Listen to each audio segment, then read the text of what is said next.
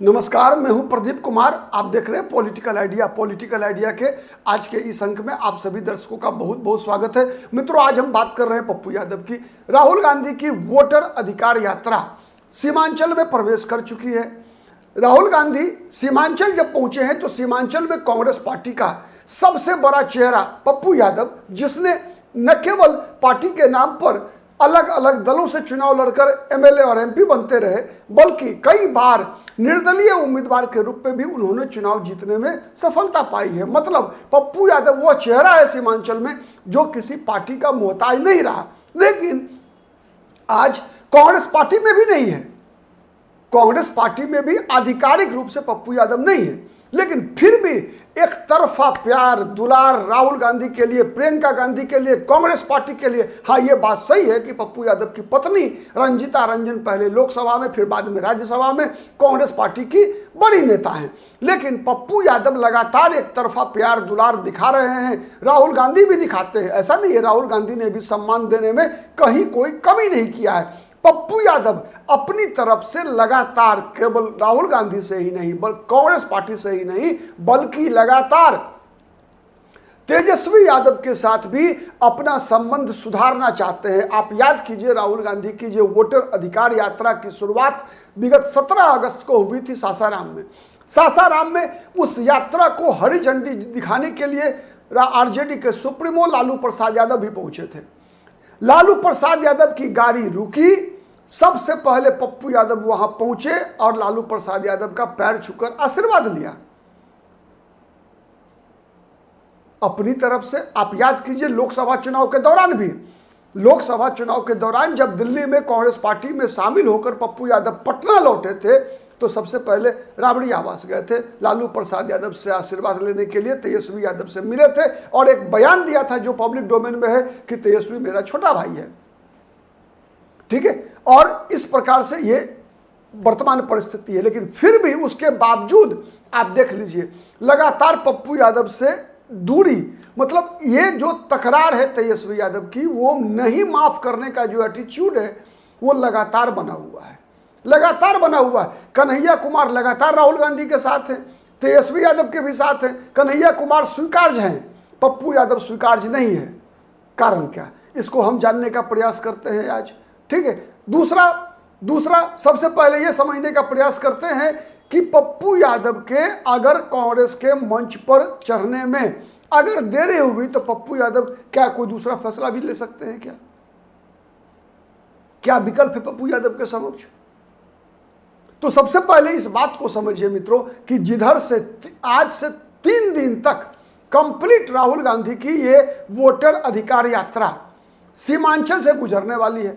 आज पूरा का पूरा कटिहार जिले में राहुल गांधी की पदयात्रा है, ये वोटर अधिकार यात्रा है। 4 विधानसभा सीट कवर कर रहा है, बरारी, कोरहा, कटिहार और कदवा विधानसभा सीट, जहां से कांग्रेस पार्टी के विधायक दल के नेता शकील अहमद खान है। आप याद कीजिए, कांग्रेस पार्टी में पप्पू यादव का महत्व और पप्पू यादव की भूमिका। आपको याद होगा जब CAA लागू हुआ था 2019 में, CAA लागू होने के बाद पप्पू यादव जनाधिकार पार्टी में थे, पप्पू और कन्हैया कुमार उन दिनों CPI में थे, शकील अहमद खान केवल कांग्रेस में थे। शकील अहमद खान ने इन दोनों नेताओं के साथ CAA के खिलाफ पूरे सीमांचल में बड़े बड़े कार्यक्रम आयोजित किए थे, बड़ी बड़ी भीड़ आई थी। और उन्हीं दिनों जब तेजस्वी यादव ने देखा, आरजेडी ने देखा, तो आपको याद होगा किशनगंज में एक रैली करने का प्रयास किया गया था, लेकिन आरजेडी की रैली, लालू यादव और तेजस्वी यादव की रैली में आधी संख्या भी नहीं थी जितनी भीड़ पप्पू यादव, कन्हैया कुमार और शकील अहमद खान की रैलियों में था। मैं इसलिए बता रहा हूं कि सीमांचल में कहीं ना कहीं कोसी का जो इलाका है, सीमांचल का जो इलाका है, उसमें आरजेडी के तेजस्वी यादव की तुलना में पप्पू यादव बड़ा चेहरा है। क्यों मैं कह रहा हूं, उसका परिणाम भी गवाह है। मैंने कई बार कहा है कि लोकसभा चुनाव देख लीजिए, पूर्णिया में तेजस्वी यादव के लगातार कैंपिंग के बावजूद पप्पू यादव ने आरजेडी के उम्मीदवार बीमा भारती को भारी मतों से हराया, जमानत जब्त करा दिया। ठीक है, रुपौली विधानसभा उपचुनाव देख लीजिए, बीमा भारती वहां भी हार गई। निर्दलीय शंकर सिंह को वहां के मुसलमानों ने वोट दिया, लेकिन आरजेडी के तेजस्वी यादव के उम्मीदवार बीमा भारती को वोट नहीं दिया। उतना ही नहीं, लोकसभा चुनाव देखे 2024 का, कांग्रेस के मुस्लिम उम्मीदवार किशनगंज जीत गए, कटिहार जीत गए, अररिया में आरजेडी के मुसलमान उम्मीदवार हार गए। क्या कारण है? सब कुछ स्पष्ट है कि पप्पू यादव का होना, पप्पू यादव का ना होना, पप्पू यादव को महत्व मिलना, पप्पू यादव को महत्व नहीं मिलना, यह आरजेडी के लिए अपने पैर पे कुल्हाड़ी मारने वाली स्थिति है। अगर महागठबंधन को अच्छा करना है, अगर सीमांचल में, चूंकि सबसे एक और बड़ी बात है, सीमांचल में सबसे बड़ी चुनौती इस बार महागठबंधन के लिए ओवैसी की पार्टी हो सकती है, एआईएमआईएम हो सकता है। अगर याद रखिए, अगर एआईएमआईएम ने वोट काटा, ठीक ठाक वोट काट लिया, तो बताइए या तो फायदा है, अगर मुसलमान चले गए एआईएमआईएम के साथ, चूंकि मुसलमानों की सहानुभूति है इस बार, इसलिए सहानुभूति है, अख्तरुल इस्लाम के साथ भी सहानुभूति है, अख्तरुल ईमान के साथ, इसलिए है सहानुभूति कि 5 विधायक जीते थे, आरजेडी ने 4 को तोड़ लिया था। गुस्सा है आरजेडी के खिलाफ कि जहां जहां आरजेडी के मुसलमान उम्मीदवार यादव होते हैं, मुसलमान थोक में वोट करते हैं, लेकिन आरजेडी के यादव मतदाता मुसलमान उम्मीदवार को वोट नहीं करता, तो गुस्सा भी है, विकल्प भी मिल रहा है उनको। तो इसीलिए वो भटकाव जो खतरा है, उस खतरे को अगर सबसे कम कोई मिनिमाइज कर सकता है तो कांग्रेस पार्टी में सीमांचल में वो चेहरा पप्पू यादव है। पप्पू यादव ये ऐसा चेहरा है, आप पूर्णिया में देखिए, आपको याद होगा विगत पिछले साल, इसी साल रामनवमी के दौरान पूर्णिया में एक घटना घटी थी, सांप्रदायिक रूप ले रहा था, पप्पू यादव वहां पहुंच गए, मामला खत्म। पप्पू यादव एक ऐसा चेहरा है सीमांचल में जो हर जाति में, हर समुदाय के अंदर स्वीकार्य चेहरा हो सकता है, और इसका लाभ महागठबंधन को मिल सकता है, कांग्रेस से ज्यादा आरजेडी को मिलना है। क्योंकि कांग्रेस के प्रति लोग, पप्पू यादव कांग्रेस के साथ नहीं भी रहेंगे तो कांग्रेस को नुकसान कम होगा, आरजेडी को ज्यादा नुकसान है।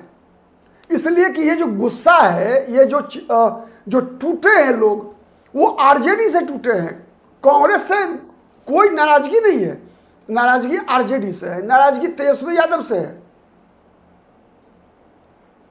और एक उदाहरण बताऊं आपको, न केवल सीमांचल में बल्कि मगध में भी, बिहार में आप देखिए, बेलागंज में विधानसभा का उपचुनाव हुआ था, याद होगा आपको, 4 सीट पर हुआ था, बेलागंज, इमामगंज, तरारी और रामगढ़ विधानसभा सीट पर। सैयद शहाबुद्दीन के पुत्र ओसामा चुनाव प्रचार करने गए थे बेलागंज में। आरजेडी के उम्मीदवार सुरेंद्र यादव के पुत्र विश्वनाथ यादव के पक्ष में क्या हुआ था, वहां मुसलमानों ने ही ओसामा साहब की हुटिंग कर दी थी और कहा था कि आरजेडी को वोट नहीं देंगे। क्यों, क्या हुआ था ऐसा? यह रिसर्च शोध का विषय है, और यही सबसे बड़ा फैक्टर है कि आरजेडी को एक ऐसा चेहरा चाहिए जो समाज के हर वर्ग के अंदर स्वीकार्य हो, विशेषकर जो आरजेडी का जो बेस वोट है, आरजेडी का जो बेस वोट है मुसलमान और यादव का, उसको एकजुट रखना यह प्राइमरी कर्तव्य है। लेकिन तेजस्वी यादव शायद अपने व्यक्तिगत अहंकार में इस बात को नहीं समझ पा रहे हैं, वो भयभीत है, अनजाने डर से भयभीत है कि अगर पप्पू यादव का कद बड़ा हो गया तो उनका मुसलमान यादव का जो कॉम्बिनेशन है वो इनसे छिटक जाएगा। भविष्य किसने देखा है? भविष्य तो किसी ने नहीं देखा है। राजनीति में कौन सा परिवर्तन होता है, कब क्या क्या घटनाएं घटती है, किसी ने नहीं देखा है। तो इसीलिए राजनीति तो वर्तमान में की जाती है, और हर बड़ा नेता को चुनौतियों से मुकाबला करने का साहस होना चाहिए। अगर तेजस्वी यादव, अगर पप्पू यादव को चुनौती मानते हैं तो उन चुनौती से निपटने की क्षमता होनी चाहिए उनके अंदर। अगर तेजस्वी यादव कन्हैया कुमार को चुनौती मानते हैं तो तेजस्वी यादव के अंदर उस चुनौती से निपटने का मादा होना चाहिए, न कि उस चुनौती से भागना। क्योंकि कोई भी व्यक्ति राजनीति करता है तो अपने बल पे करता है, लेकिन भविष्य की एक आशंका के कारण आप अगर वर्तमान की चुनौतियों का मुकाबला नहीं कर पा रहे हैं, किसी का सहयोग नहीं ले पा रहे हैं, तो वर्तमान में ही आपके पास संकट है, तो भविष्य कैसे आपका सुधरेगा भाई? तो यह सबसे बड़ी चिंता है। इसीलिए पप्पू यादव, चूंकि आज कटिहार है, फिर कल पूर्णिया, अररिया, फिर परसों सुपौल, होते हुए मधुबनी, फिर 27 तारीख को दरभंगा, मुजफ्फरपुर में होना है। तो मतलब ये है कि ये इलाका वो इलाका है जहां की डेमोग्राफी मगध, शाहाबाद के तुलना में अलग है। शायद इस बात को नहीं समझ पा रहे हैं आरजेडी के लोग, तेजस्वी यादव नहीं समझ पा रहे हैं। और यदि अवहेलना होती रही पप्पू यादव की अगर, तो निश्चित रूप से यह महंगा आरजेडी को पड़ने वाला है।